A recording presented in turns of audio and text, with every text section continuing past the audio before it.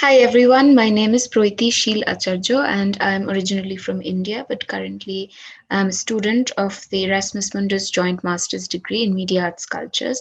And I want to thank everyone who's listening, and I also want to thank the ACMC Conference 2021 for giving me the opportunity to speak about my project, which I'll come to in a minute. So just to introduce myself, like I said, I'm a master's student in my final year of this Erasmus Mundus degree in media arts, and I am studying in three universities in Europe and one in Singapore, which is the nature of the Erasmus programs. So the Danube University in Krems, Austria, the Aalborg University in Denmark, and the University of Łódź in Poland, as well as the LaSalle College of the Arts in Singapore. And the project that I'm here to talk about is, as you can see from the title of my presentation, it's called Deconfine, and which was a media art festival, which is a media art festival, which is supposed to be a yearly festival. And it was completely virtual. It was a media art festival held in the month of November into 2020. And this is the festival that I will be talking about. And but this festival is part of a larger project, and this larger project is something that I want to introduce to you before we talk about deconfine in particular. And if you will give me the opportunity to share my screen, that would be great.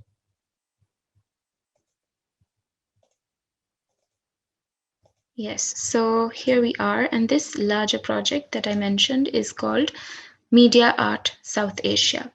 Now, I want to tell you a little story about how Media Art South Asia started.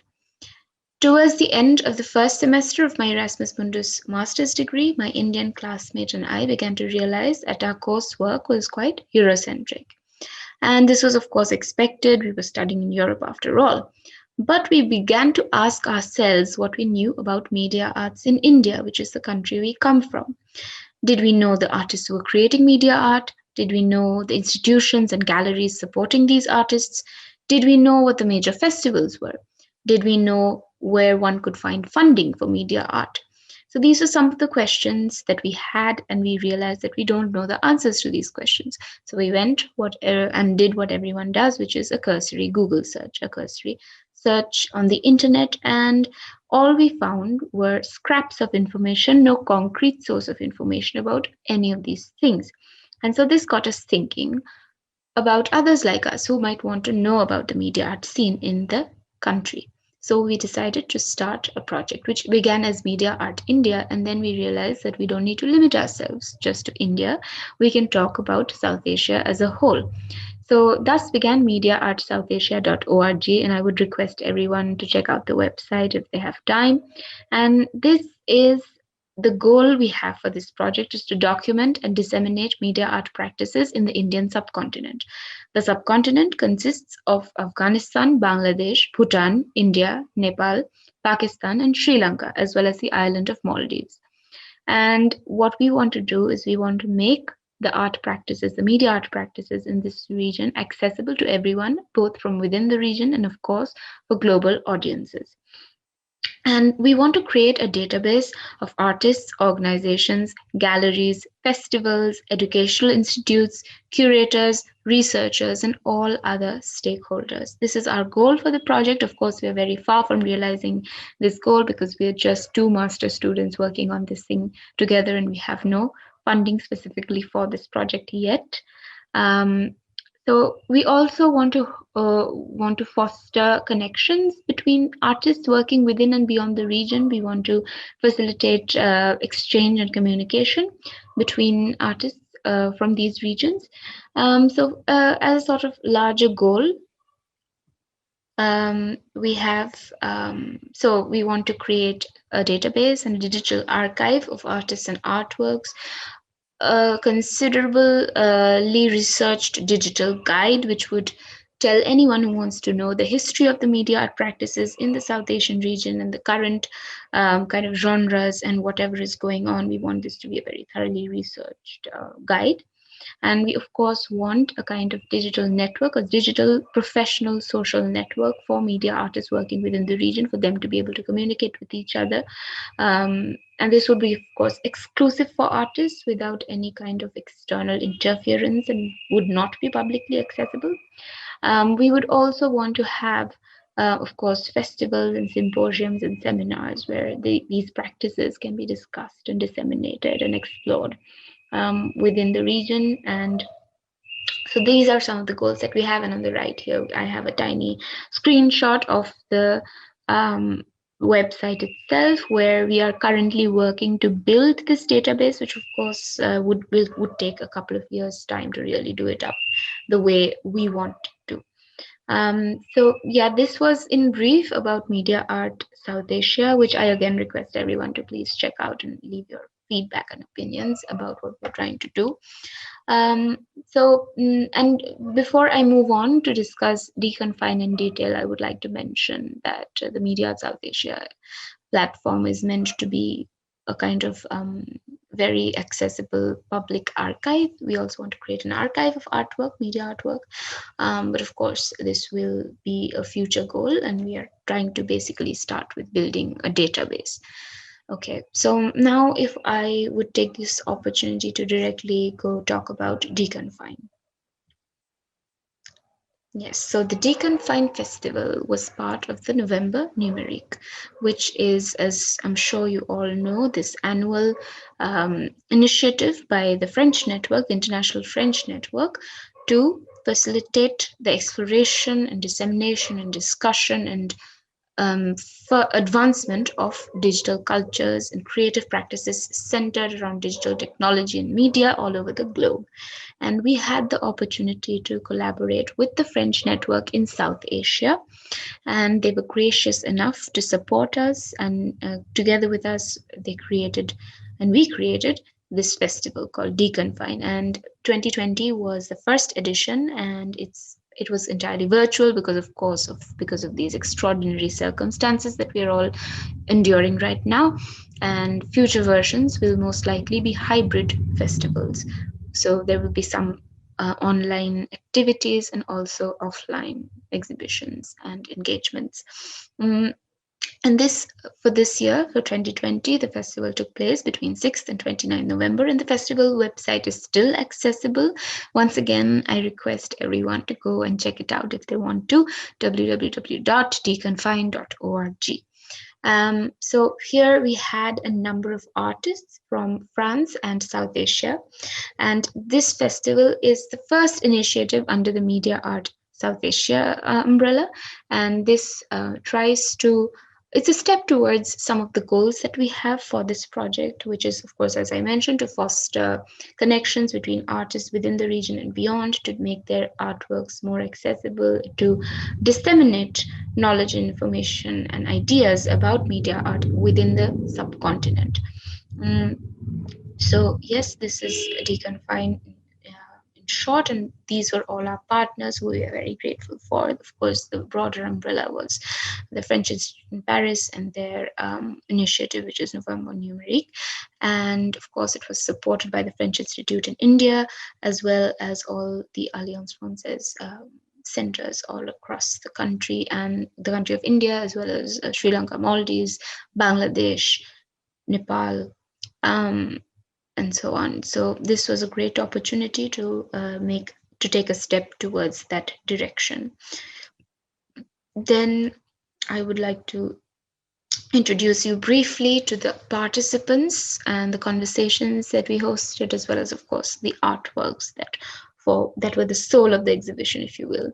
So the featured artists included Faisal Anwar from Pakistan, Parvati Nair from India, Danushka Marasinghe from Sri Lanka, Justine Emard from France, Amay Kataria from India, Beatrice Defez from France, Polash Bhattacharjee from Bangladesh, Vidhata Kesi from Nepal, Vincent Moon and Priscilla Tellman from France, Pierre-Jean Gilou from France, Pierrick Mouton from France, We also had a number of researchers and curators who were gracious enough to be part of conversations that were streamed on all the Alliance Francaise Facebook pages, and of course were available on the festival website itself. And these researchers and organizers and curators included Anushka Rajendran from India, Jasmine and Ayesha George from India, Pauline Fournier from France, and Natasha from France.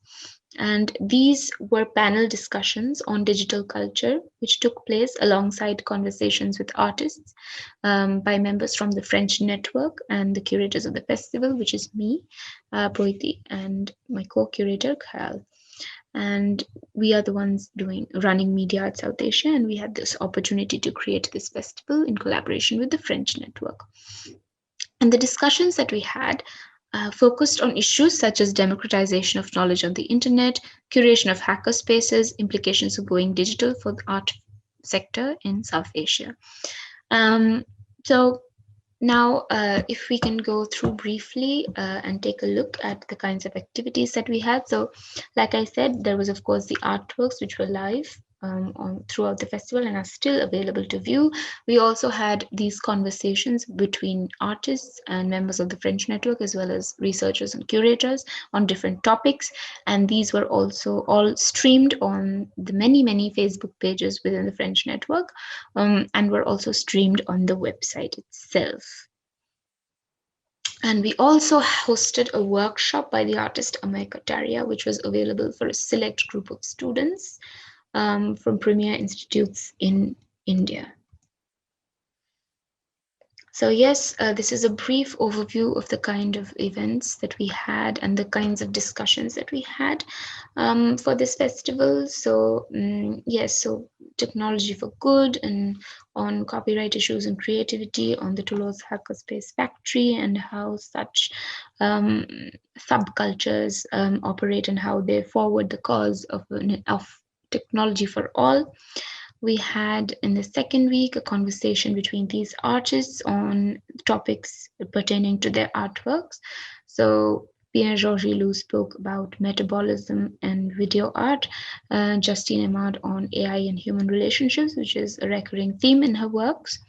And the third week we had Anushka Rajendran, the noted curator, talking about a shifting digital culture in the arts in the subcontinent, as well as Amay Kataria, this very fascinating media artist based in Chicago but of Indian origin, who talked about empathy through digital platforms and how that percolates into his practice.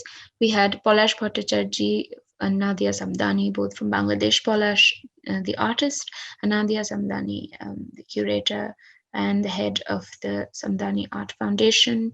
We had Dhanushka Marasinghe, the artist from Sri Lanka, talking about his own work. And in the final week, we had Parvati Nair discussing her work, Water Exchanges. We had Faisal Anwar from Pakistan, based in Canada, talking to Premji Shachari, the curator, talking about issues such as social media and art and ecology.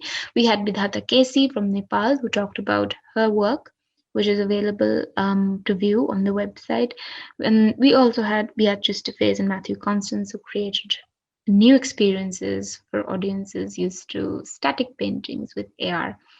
And this was a brief overview of the festival. Now I would like to talk a little bit about some of the challenges that we faced. So one of the main challenges was this word, media art. What does it mean? And for the sake of common understanding and for the ease of understanding, what we think of media art is creative practice, any creative practice, situated at the intersection of art, science, and technology. Now that's a quite broad area, and sometimes it can be difficult to understand because many people use the term in different ways, but this is the definition that we chose to go with. And the artists and the researchers and curators who were part of this festival all had their own definitions of media art, but they came together in the way that all their work was either about or using technology or both. And this was one of the issues that we kept in mind when we were selecting the artists that we wanted to feature and the curators. And one issue in South Asia is that, as I'm sure everyone knows, is that internet connectivity and the usage of digital technology is rising. in the South Asian region, and this is creating a new demography, new groups of people who are accessing these technologies and finding new ways to use these technologies. And so this is something that we kept in mind. For example, the reason why we chose to stream the conversations exclusively for the festival. Why did we decide to choose to stream them on social media? Because social media happens to be the number one destination for a lot of people when it comes to accessing the internet. And we also made sure to have a wide range of artworks. So we had artists who had created video art. We had artists who had created interactive artworks. For example, Amay Kataria's Mom, I'm Safe was an interactive artwork that allowed audiences to contribute to the artwork itself. We also had Beatrice DeFaze and Matthew Constance, who worked with emerging technologies like AR, Justine Emard, who worked with AI. And these are some of the issues that are becoming more and more relevant and important and significant for our lives today. And we wanted to showcase how artists are thinking about these things and how these technologies are being used in their own art forms. Deconfine was also a way to showcase artworks and artists and researchers from different parts of the subcontinent. I will now talk a little bit about the specific challenges and advantages of hosting a completely virtual media art festival in the South Asian region for South Asian audiences. And I mean, like I mentioned before, the format was such because of the COVID-19 pandemic situation. And what we realized in the course of creating this festival and is that this particular format offers some benefits as well as some obvious disadvantages. So, what the virtual medium allowed was it allowed us to reach quite a wide audience. And here it's notable that the festival is new. It's totally new. It's the first edition of this festival. So, of course, reaching audiences would have been a difficult task. And here, in case of this festival being a virtual one, the internet allowed us to reach a wide range of people. And what we did here was to leverage the network of the French network, their social media handles, Instagram, Facebook, and they already had many followers across the continent, across the subcontinent, and we had a direct audience with those followers because this was a virtual festival that could be accessed by anyone from their mobile or from their computers. Another very big advantage offered by this medium was the fact that it allowed us to feature artists working across South Asia. If this had been a physical festival taking place in maybe one of the locations or multiple locations across South Asia, it would have been difficult because of border issues, visas and regulations and so on, to get all of these artists together in any particular South Asian country within South Asia, although the regions are connected in terms of language and culture and even religion. There is a lot of difficulty at times traveling between these countries. This was a challenge that we didn't have to face because this was completely virtual, including our meetings with these artists, with these curators. If everything was from home. So this was one area where the virtual really allowed us. And the next time when we have a physical version of this festival, I'm sure that there will be challenges related to visa and immigration rules. So this is an important factor to note, especially within the South Asian region. Another advantage offered by the virtual medium was longevity. And I mean, the festival is still available for anyone to view, and it will be available for the even distant future. And this, although festivals tend to be ephemeral by their very nature, having a virtual festival like this allows us to store the materials generated for and during the festival for the future, for future audiences. So although the festival was officially on between 6th and 29th November, the virtual medium allows the festival to still be alive, which is of course another great advantage. And it also ensures that there are no gates, anyone with access to the internet can access the festival. This is another huge benefit. And of course, the logistical convenience offered by virtual medium. Any festival, of course, requires a lot of manpower, requires a lot of infrastructure, and these costs and these efforts were minimized because of the virtual format for this festival. But there were, of course, some challenges that came with this virtual format. So, one of the challenges was to think about how to showcase certain works which were not created for viewing on screen, media artworks not created for viewing on screen, how to translate those into accessible forms for a virtual festival. And for example, we had this artwork titled Charbagh by the artist Faisal Anwar, which involved audiences participating through hashtags on social media, and the data generated from those hashtags would directly mutate a digital garden which would be projected on a museum wall. Now, this of course requires a physical infrastructure, but for the virtual medium, this artwork had to be modified, and the garden which would usually be projected on a museum wall was uh, projected not projected, it was represented on a web page, and the mechanism was the same, but the output therefore was different. We also had another artwork titled Water Exchanges by Parvati Nair, the Indian artist, for which three of her existing artworks were reimagined for virtual viewing. So these included video and performance pieces as well as sketches. So these were some of the challenges that were associated with this virtual format. We also had to remember that because this website, although it's a South Asian festival and South Asia has many languages and many dialects, this was in English, this festival.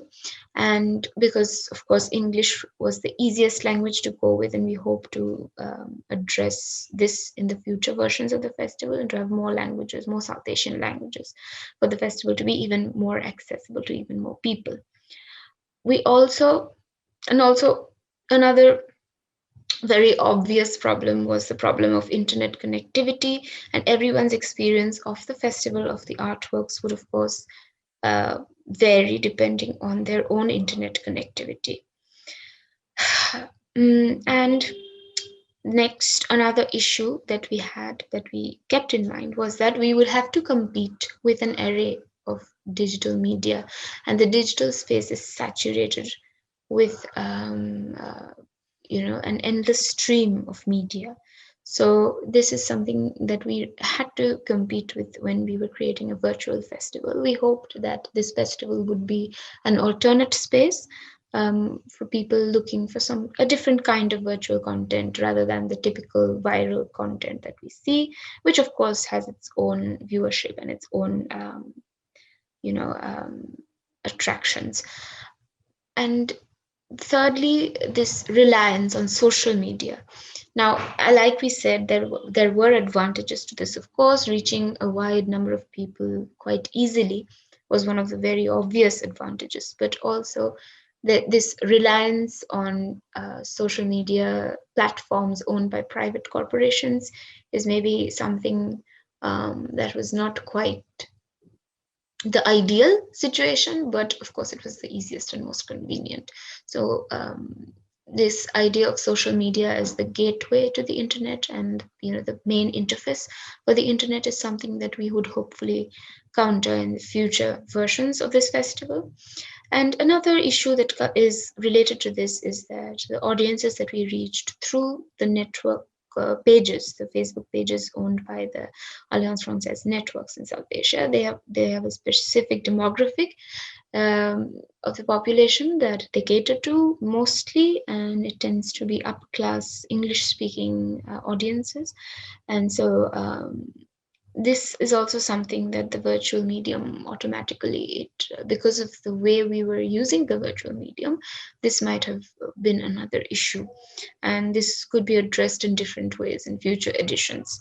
um, Now, if I talk a little bit about the artworks themselves and the thought behind the choices that we made, we wanted to uphold a variety of issues. We wanted to showcase a variety of themes, and anyone who takes a look at the festival artworks would realize that the artists, although the broad theme is technology and art and the human relationships of technology, the themes are multifarious.